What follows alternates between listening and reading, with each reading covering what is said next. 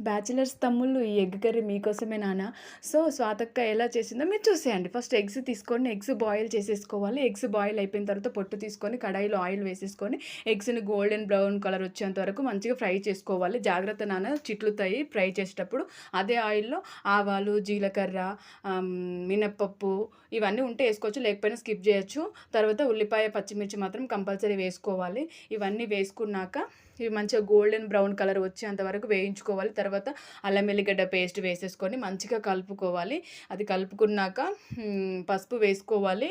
So, ఇది మాత్రం bachelors కోసమే. ఎందుకంటే వాళ్ళే ఎక్కువ చేసుకుంటారు ఎగ్ కర్రీ మాత్రము. సో, కట్ చేసి పెట్టుకున్న టమాటోస్ వేసేసుకొని టమాటా 50% మగ్గినాక ఉప్పు ఒక స్పూన్ కారం వేసేసుకోవాలి.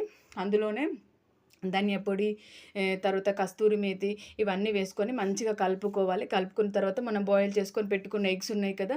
ఎగ్స్ కూడా వేసేసుకొని కలిపేసుకొని కాసేపు బాయిల్ అయిపోతే టమాటా ఎగ్ కర్రీ ఉడికిపోతదనమాట. సో, కొత్తిమీర ఆకు వేసుకొని దింపేసుకోవడమే. Tomato egg curry ready. Please like, share, subscribe.